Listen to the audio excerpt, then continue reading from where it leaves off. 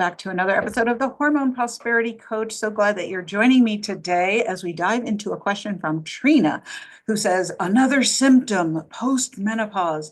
Anyone else experience irregular heartbeat with menopause? It scares me. It should scare you, Trina. This is big, huge problem. It's not uncommon, though. One of those 60 plus symptoms of midlife metabolic mayhem that we women might have to contend with. So with estrogen dropping, progesterone dropping, testosterone dropping, oftentimes cortisol dysfunction, insulin dysfunction, thyroid, DHEA, right? These are the 7 main metabolic hormones we've got to contend with that inform hormonal poverty or hormonal prosperity and inform all our cells and all our systems to be healthy and thriving and growing and healing, or deteriorating and getting ready to cause us problems that we may not know about it yet. So estrogen in particular, but all of these hormones have a role in every cell and every system in your body, including your arteries that carry the blood throughout your body, from your heart to every cell in your brain, to every cell in your feet, to every cell in your precious abdominal cavity, chest cavity, everywhere. Very intimately involved with artery function. This is why menopause is associated, so lack of estrogen is associated with increased risk of the #1 cause of death of women over 50, which is heart disease and heart attack. We're all worrying about breast cancer over here. Meanwhile, our body is like, hey, pay attention to your heart, and you're having an irregular heartbeat. So this could be a sign, Trina, that your arteries around your heart are being affected, and it could be affecting the conduction system in your heart. Your heart is an electrical apparatus. Yep, it's electrical.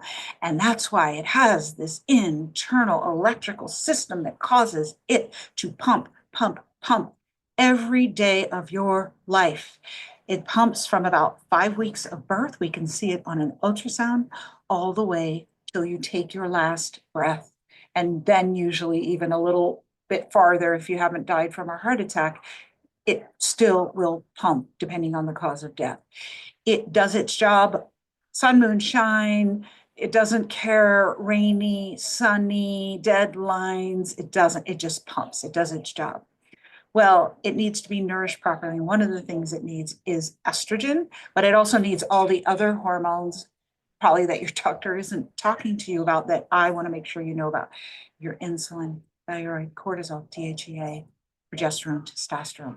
Your heart depends on all of these. So you need to go to your doctor. You need to start at least probably with an EKG. Now, I'm not your doctor. And this is just for educational purposes. So anything that you have a health concern about, please go see your doctor. What we do here does not replace medical advice. So you need to talk with your doctor about what you're having. They probably will start with your evaluation with an EKG, electrocardiogram, to see if there are any abnormalities. But if not, they'll probably put you on a Holter monitor to track your heartbeats over a 24-hour period, and then have a reading to see if maybe there's something they missed on the EKG, because the EKG is only for a few seconds in time. The Holter monitor is about 24-hour period, or they might do an echocardiogram to look at how your heart is functioning, how the ventricles are emptying. Are they emptying properly? Is the blood flowing through your heart properly? Or they might do other imaging tests depending on what they find. Might send you to a cardiologist. But this is something that should scare you, Trina. Thank you for sharing it. So if you haven't already, you need to talk to your doctor about this as quickly as possible and get it evaluated. Now, let's say they evaluate you and they don't find anything, and they say, we're going to check you again in 6 months, Trina, you're good. And you're still feeling this. I have to say that I had that too when I was in the perimenopause and weighed 243 pounds, had chronic fatigue, fibromyalgia, depression, anxiety, irritable bowel, gastritis. I had so many things. My health was a mess. And I had that too. And I told my doctor, and they sent me for the Holter and the cardiogram and all this, and they didn't find anything. And when I realized that I was in hormonal poverty and I had so many inputs causing my body to be in hormonal poverty that I teach you about in my Hormone Bliss Challenge, When I corrected them all, it went away. It went away naturally because nothing happens in your body without a reason.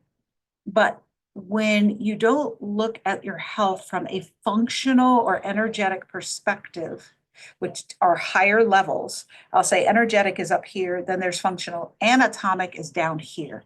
And mainstream medicine is really looking for, have you had a heart attack that we missed? And did part of your ventricle wall die? So now you're having a anatomic cardiac problem, or maybe it's disrupted the electrical conduction system in your heart. So they're looking for anatomic problems.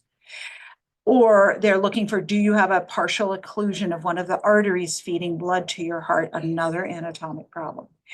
And pretty much if it's not an anatomic problem or a conduction problem in that electrical system, which is usually due to an anatomic problem, then they're going to say, we don't know.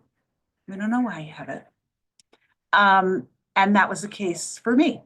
And when I fixed my hormonal poverty, I stopped having that. Now, I'm not going to say that that's going to happen for you. I'm not your doctor. You need to go to your doctor and talk about that.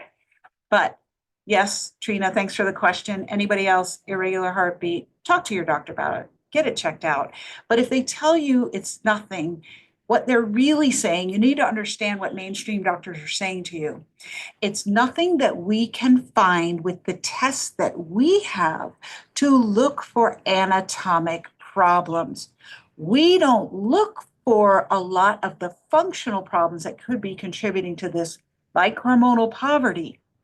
So you might have a problem there. Go find a doctor who can help you with that, like me and my colleagues who have done training in anti-aging, metabolic, and functional medicine, and energy medicine also.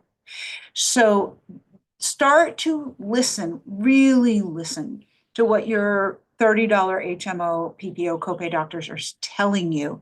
Because if you take what they're telling you as the gospel and meaning that we don't find anything wrong, and you take that to mean that I'm in perfect health, you are going to be very misguided and confused when the boulder drops into your life, the big fat boulder health problem drops into your life, and you're going to go, but my doctor said I was fine. But my doctor did blood work. But my doctor listened to my heart. But my doctor did an EKG. But my doctor said I was fine. So I like to say that health problems don't come out of the blue. She didn't get breast cancer out of the blue. She didn't get a heart attack and die out of the blue. She didn't get a stroke out of the blue. She didn't get multiple sclerosis. You think of the disease. She didn't get it out of the blue. She got it out of the oblivious. That is where disease or dis-ease comes from in the body, out of the oblivious. We are not getting all the information that we need to inform us from mainstream medicine. We never will. That's not what it's designed for. It is about disease management. It's going to wait till you get sick, and then they're going to manage that disease for you. That is mainstream medicine. If you want a higher level of healthcare, it requires you, yes, requires you to go to a different type of practitioner who has functional and energetic health training and look for the things that mainstream medicine isn't looking for, the functional problems, the energetic problems, and address those so that you are no longer oblivious.